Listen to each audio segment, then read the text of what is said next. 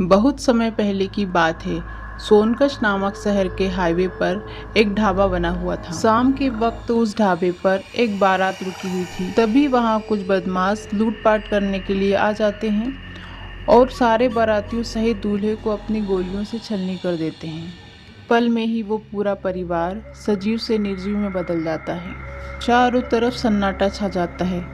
वहीं दुल्हन उस समय ढाबे के टॉयलेट में थी। गोलियों की आवाज़ सुनकर दुल्हन टॉयलेट से बाहर आती है। तभी वहाँ गुंडे उसे भी चारों तरफ से घेर लेते हैं। अरे ये दुल्हन तो बच गई, अब इसका क्या करें? मेरे पास मत आना, बचाओ, कोई बचाओ। तेरी आवाज सुनने वाला इस टॉयलेट में कोई नहीं है। वो बदमाश उसके साथ बहुत गलत करते हैं। इस सदमे को वहाँ सहन नहीं कर पाती है और थोड़ी देर में वह दुल्हन भी उस टॉयलेट में ही दम तोड़ देती है। उसके बाद वो बदमाश सारे गहने और कीमती सामान लेकर भाग जाते हैं। अपनी मौत के बाद वह दुल्हन चुड़ैल बन जाती है और अब वो चुड़ैल उसी टॉयलेट में रहती है। 2 साल बाद उसी जगह पर सामने वाली टेबल पर 2 थाली लगानी है और वो सामने वाला छोटा टॉयलेट किसने खोल दिया है? उस पर ताला लगाने को बोला था ना।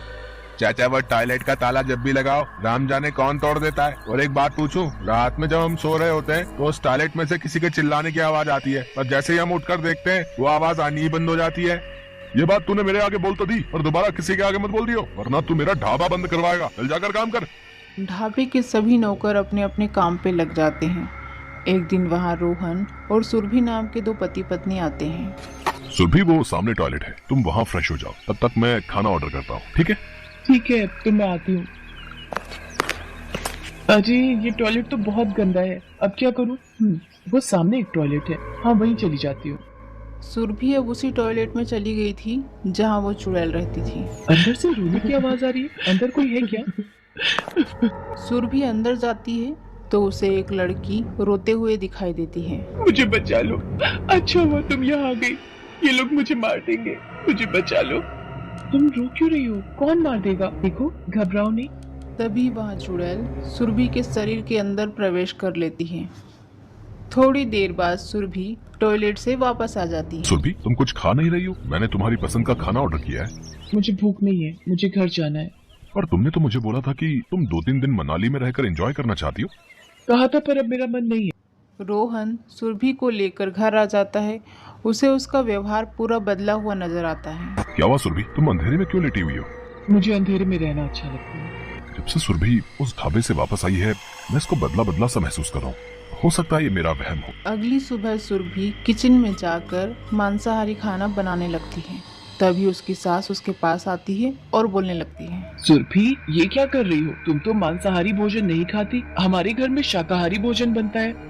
मेरा जो मन करेगा मैं वही खाऊंगी, मुझे रोकने की जरूरत नहीं है बुढ़िया, और अगर ज्यादा बोली तो तुझे ही काट कर बना लूंगी। तभी वहाँ रोहन आ जाता है।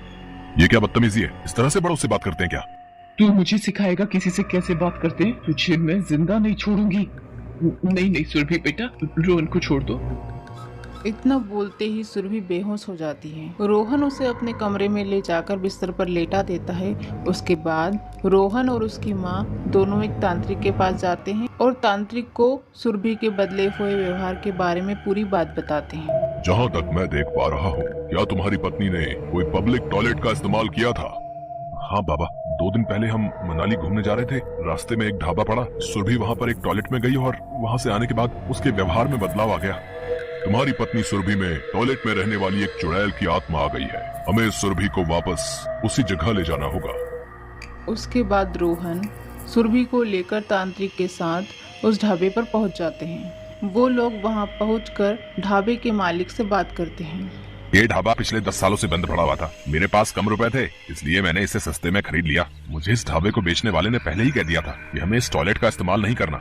पर ऐसा क्यों? आखिर ये चुड़ैल कौन है? मेरी पत्नी की जान खतरे में है, मुझे पूरी बात बताओ। आज से 10 साल पहले यहाँ कुछ बदमाशों ने हमला करके एक बारात को लूटकर सभी बारातियों को मार दिया था, पर उस वक्त दुल्हन टॉयलेट में थी। बदमाशों ने उस दुल्हन की इज्जत लूटकर उसे मार दिया। कहते हैं उसी की आत्मा यहाँ चुड़ैल बनकर भटक रही है।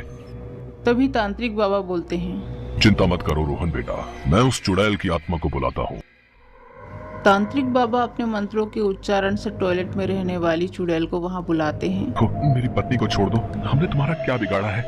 नहीं, मैं इसे नहीं छोड़ूंगी। इसके रूप में रहकर मैं उन बदमाशों को मारूंगी। रोहन और तांत्रिक उसे इंसाफ दिलाने का वादा करते हैं। उन दोनों की बात सुनकर चुड़ैल को उन पर भरोसा हो जाता है और वहाँ सुरभि का शरीर छोड़ने के लिए तैयार हो जाती है।